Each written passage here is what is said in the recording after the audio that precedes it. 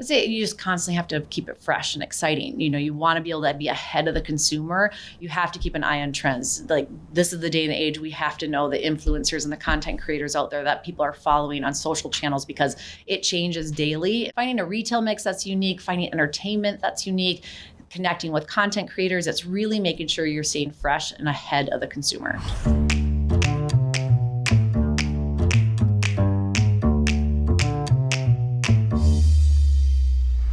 Hey everyone, it's Arick Wierson with another episode of Leverage Storytelling presented by Tunheim. I'm here with the infamous, can I say that? Infamous, I love Jill it. Renslow from Mall of America, who's got one of the longest titles, I think, in all of business. Chief Marketing Officer and Business Development. Yes, we just throw them all together. CMBD. Sure. Sounds like a regulated substance. It's called Lifer at Mall of America. Thanks for coming on. Yes, thank you. So this podcast, as you know, is all about storytelling. And what I like to do is talk to people about their personal story, how they got to where they are, but also how they use storytelling and the narrative arc as part of their positioning for what they're doing in terms of their product or their company. In your case, it's the Mall of America, the largest mall in the United States.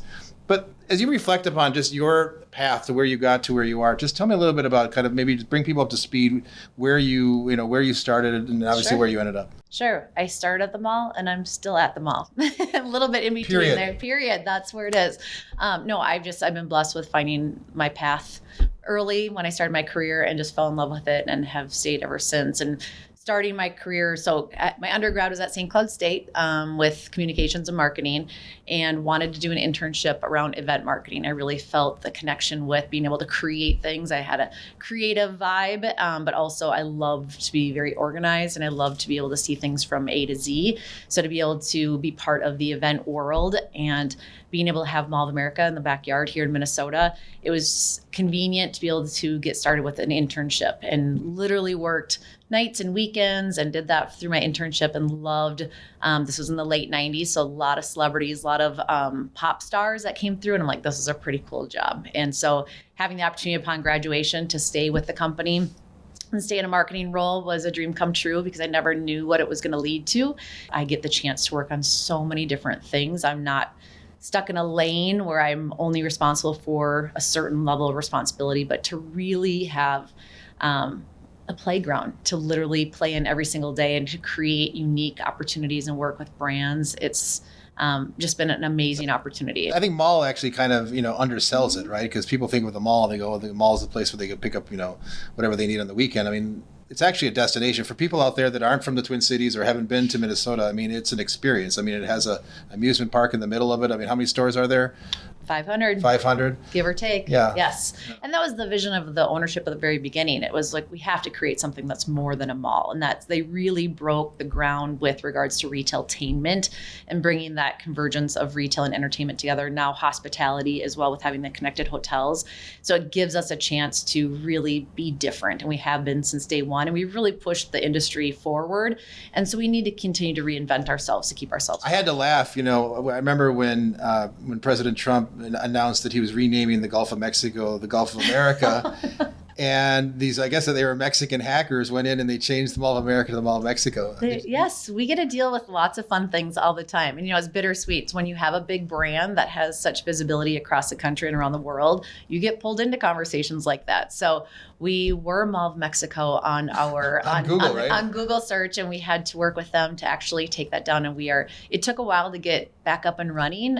So it's interesting when you're at the midst of, or at the helm of having. But let's talk about the mall as, how would you describe what it means into the psychographic of, what it stands for in terms of, it's more than just a place where you go shopping. It's more than just an institution. It's kind of iconic and stands alone. Absolutely. It's an experiential destination. I mean, we're iconic to the fact that we can be something for everyone. And I love the fact that you said psychographic, because we don't look at demographics anymore. It's where we find those commonalities across different generations, because that's shared at the mall, those fun memories. And actually our mission and vision of the mall is about creating love moments for every guest at every visit, because we want you as an individual, as a family unit, as a couple, whoever you come with, to have those those love moments, whether you find that perfect outfit that you're excited to be able to take home and wear to that special occasion, or if it's that time when your child is finally 48 inches and can ride all the rides in Nickelodeon Universe by themselves. So there's those sense of emotion and excitement that we want to be able to bring to all of our guests. How has the narrative of the Mall of America, you've been there so long,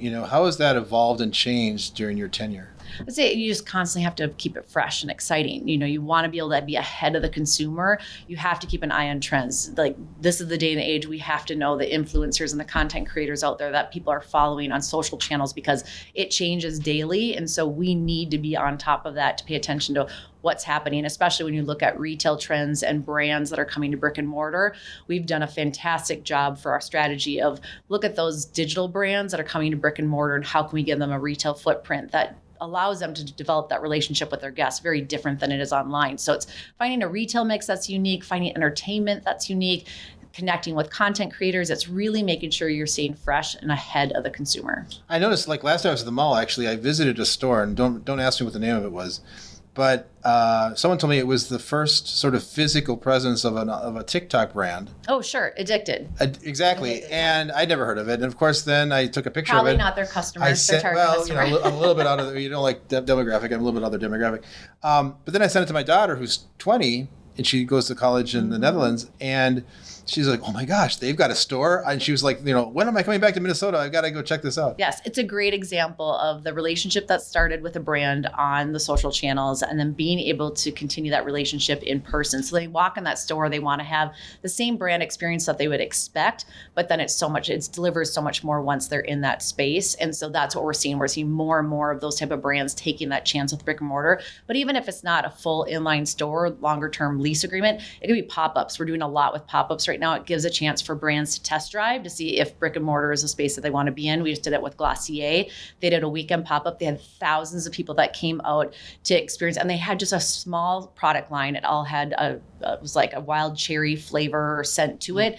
Partnered with Pepsi because they have a wild cherry. They actually did the cherry in a spoon little art display in the space. They converged all these different components, and they did a pop-up in the middle of the mall, and thousands of people showed up, and they're like, okay, this is where we need to be. Like, our customer is here and we can connect with them. And it went viral. There was so much social content. It was great. So it allows us too, as a landlord, to test drive these brands that could be longer term tenants for us. What have you noticed about how these legacy brands have been sort of responding to what they're seeing happening with their digital counterparts? I think it's great. It's pushing them. It's pushing them to reevaluate where they're at in their space, how they can find that intersection of what's happening online, what they're doing in store, because you have some legacy brands that do a fantastic job in the brick and mortar space, but they're trying to figure out where is their space online. And so I love it because it's pushing everybody to think differently, because we want to be that destination of experiential. We want to be something that you can do different than online. So we love when that pushes stores. And you'll see when you come to the mall, we change out brands all the time. There may be some fan favorites that we don't have anymore. Either their lease is expired or they're tired and they just need to get a chance to revamp. But we've had a lot that leave and then they realize the refresh and they'll come back. And so we love to continue to change that retail mix and keep it fresh for our guests. And when you think about sort of how much leeway do you have once a brand is in store or in the mall, how much leeway do you have to actually input, I should say, in terms of how they're presenting?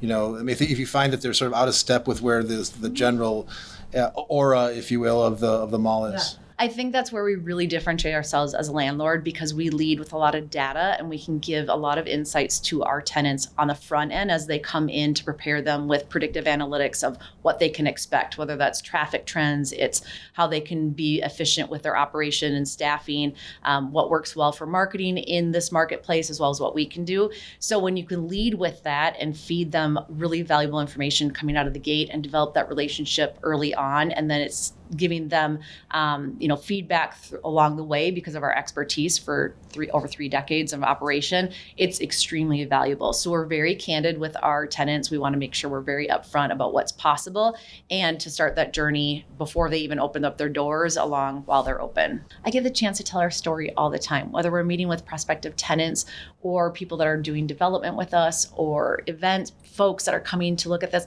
being able to tell our story and to be able to draw that picture of what what Mall of America is if they haven't been here before, or when they've come for the first time. We just had some influencers that were at the mall today, and this was their first time visiting.